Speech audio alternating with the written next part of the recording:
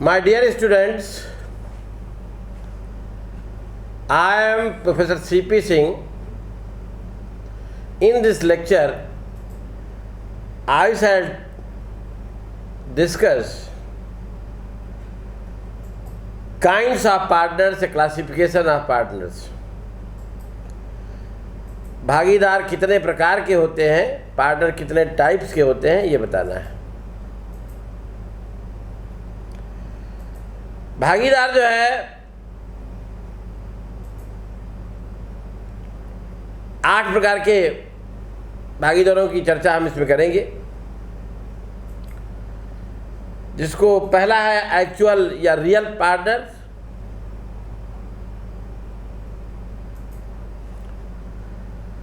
Second है dormant और sleeping partner, सुषुप्त या निष्क्रिय भागीदार, थर्ड है नॉमिनल पार्टनर, नाम मात्र का पार्टनर, पार्टनर बाय स्टॉपेल, विबंध द्वारा भागीदार, incoming partner, outgoing partner, seventh है पार्टनर्स इन प्रॉफिट्स ओनली, केवल लाभों में लाभ लेने वाला पार्टनर, एंड लास्ट है सब पार्टनर उपभागीदार। पहला है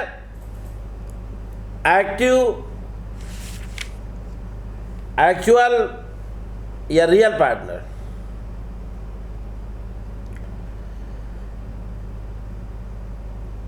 This partner is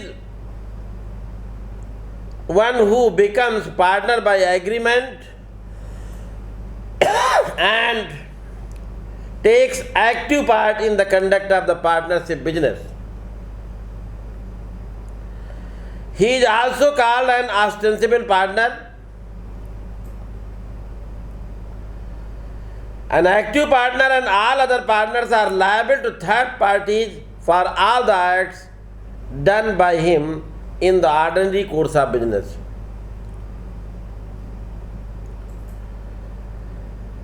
तो कहने का मतलब ये है, ये पार्टनरशिप एग्रीमेंट द्वारा पार्टनर बनते हैं, होते हैं, यानी पार्टनर्स आपस में जब पार्टनरशिप एग्रीमेंट करते हैं उसके द्वारा ये बनते हैं। ये पार्टनर जो है active partner conduct of business में पार्टनरशिप के एक्टिवली पार्टिसिपेट करते हैं, सक्रिय रूप से भाग लेते हैं, और ये पार्टनर फर्म के दूसरे पार्टनर्स और फर्म के एक्ट्स के लिए थर्ड पार्टी के प्रति लायबल होते हैं। ये पार्टनर फर्म से होने वाले प्रॉफिट को शेयर करता है और यदि लॉस होता है तो उसको भी बियर करता है। ये पार्टनर जब फर्म से रिटायर हो जाता है तो इसके लिए पब्लिक नोटिस देना कंपलसरी होता है। यदि इसकी ओर से या फर्म की ओर से रिटायरमेंट की नोटिस किसी जो है एक्टिव पार्टनर की या एक्चुअल पार्टनर की नहीं दी जाती है तो वो फर्म के दूसरे पार्टनर्स के कार्यों के लिए फर्म के प्रति या थर्ड पार्टी के प्रति लायबल बना रहता है। सेकेंड है डॉर्मेंट और sleeping partner. This partner is one who is neither active nor known to the outsider. न फर्म में जो है एक्टिव होता है और न दूसरे लोग जानते हैं कि पार्टनर है। In reality, he is partner in the firm and also contributes his share in the business. पूंजी लगाता है फर्म में, कंट्रीब्यूट करता है, और पार्टनर भी रियल में होता है, but he doesn't the active part in the conduct of the business of the firm. लेकिन फर्म के जो है संचालन में, कंडक्ट में एक्टिवली पार्टिसिपेट नहीं करता है। ये जो है डॉर्मेंट पार्टनर एक्टिव पार्टनर की तरह थर्ड पार्टी के प्रति या दूसरे पार्टनर्स के एक्ट के लिए भी लायबल होता है, चाहे उसके एग्जिस्टेंस को थर्ड पार्टी जानती हो, ये थर्ड पार्टी को पता है या नहीं पता है, तब भी वो लायबल होता है थर्ड पार्टी के प्रति। एक्टिव और डॉर्मेंट पार्टनर में मेन जो है ये डिफरेंस ये होता है, the liability of dormant partner comes to an end at the time of his retirement. जब ये रिटायर हो जाता है तो इसकी लायबिलिटी खत्म हो जाती है, इसको पब्लिक नोटिस देने की जरूरत नहीं होती कि मैं रिटायर हो, क्योंकि इसको जानते ही लोग नहीं है कि पार्टनर है, तो उसकी पब्लिक नोटिस की जरूरत नहीं है ना। दूसरा है और उसके लिए जो है जो एक्टिव पार्टनर होता है उसकी पब्लिक नोटिस देना जरूरी है, अदरवाइज वो जो है लायबल बना रहता है। दूसरी जो है डॉर्मेंट पार्टनर्स इंसेनिटी, इंसेन जब हो जाता है तो एक्टिव पार्टनर इंसेन हो गया तो फर्म का डिसोल्यूशन हो सकता है। अब क्योंकि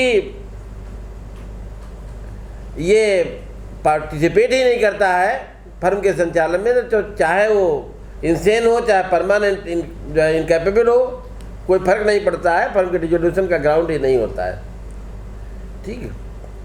और सारी लायबिलिटी एक्टिव पार्टनर की तरह होती है। थर्ड है नॉमिनल पार्टनर,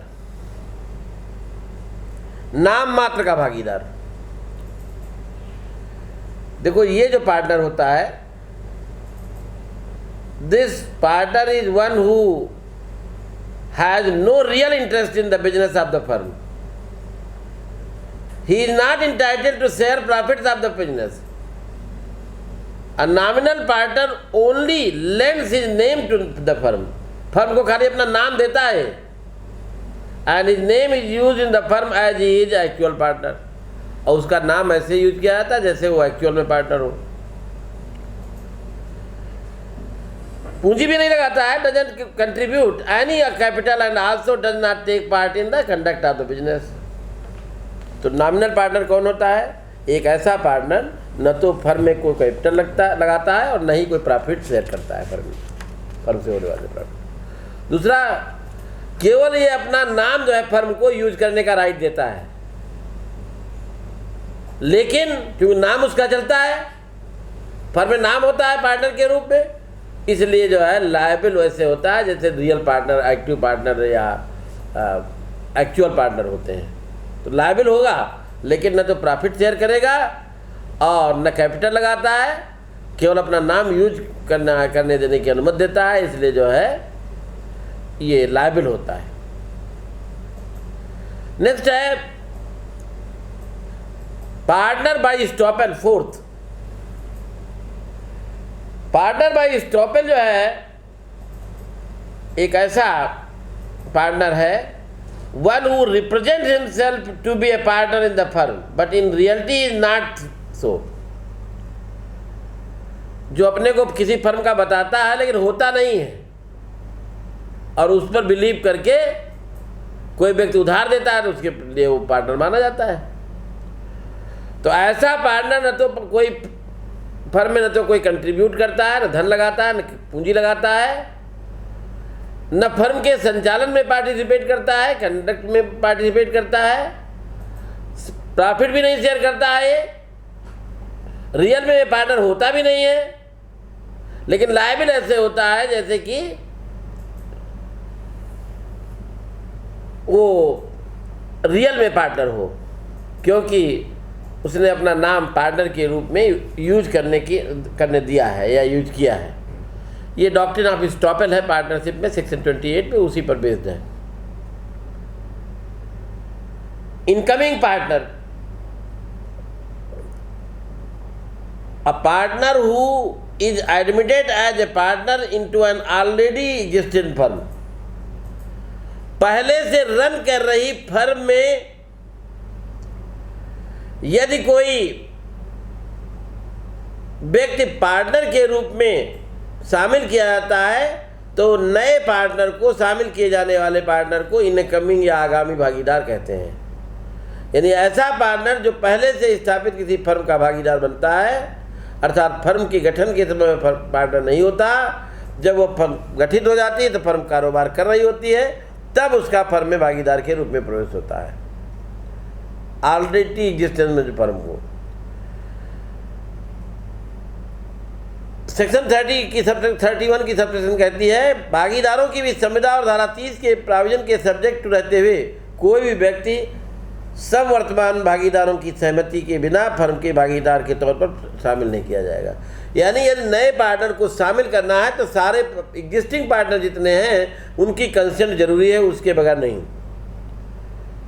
अतः कोई व्यक्ति पहले से कॉन्स्टिट्यूटेड फर्म का तभी भागीदार बन सकता है जब नंबर 1 फर्म के वर्तमान पार्टनर्स ने प्रेजेंट पार्टनर के बीच में कोई संविदा नहीं हो। उस कॉन्ट्रैक्ट में नए पार्टनर को पार्टनर के रूप में फर्म में प्रवेश देने के लिए सभी भागीदारों की सहमति प्रदान की हो। अतः कोई व्यक्ति पहले से स्थापित किसी फर्म में पार्टनर के रूप में तभी प्रवेश ले सकता है, एडमिट हो सकता है, जब फर्म के सभी भागीदार उसी फर्म का भागीदार बनाने के लिए राजी हुए हों उसे।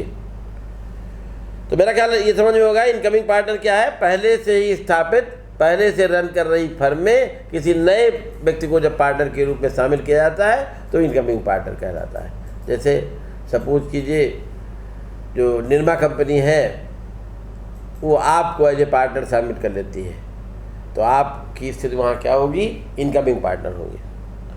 फिर आउटगोइंग पार्टनर, जब कोई पार्टनर फर्म से रिटायर हो जाता है या फर्म छोड़ देता है, लीव करता है, या फर्म से सेपरेट हो जाता है, अलग हो जाता है, तो फर्म के शेष भागीदार फर्म का वेतन नहीं करते, जो नहीं करते, रिमेनिंग पार्टनर रिजर्व नहीं करते, बल्कि फर्म को कंटिन्यू रखते हैं। तो फर्म से सेपरेट वाले भागीदार को निर्गामी भागीदार कहते हैं या आउटगोइंग पार्टनर कहते हैं। जैसे सपोज कीजिए राकेट लॉन्ड्री जो है में आप 4-5 लोग जो है तो सामने बैठे हुए हैं, 5 लोग, ये सब पार्टनर हैं।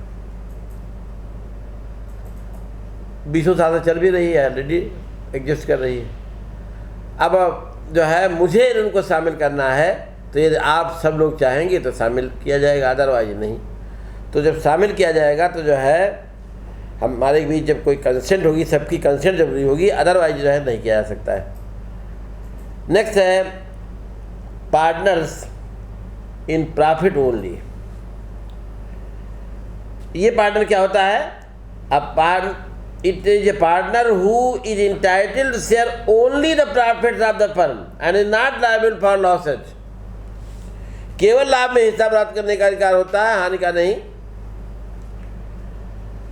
तो ऐसे पार्टनर जो है फर्म से केवल लाभ प्राप्त करते हैं, से पार्टनर फर्म को होने वाली हानि के प्रति लायबल नहीं होते हैं। ऐसा पार्टनर फर्म के कृत्यों के लिए अन्य व्यक्तियों के प्रति लायबल होता है, थर्ड पर्सन के प्रति लायबल होता है। तो मेन जो है रिटायरिंग पार्टनर क्या हुआ, जो फर्म से अलग हो गया है, फर्म से अलग हो रहा है, वो रिटायरिंग पार्टनर है। एंड लास्ट है सब चीज जो है पार्टनर।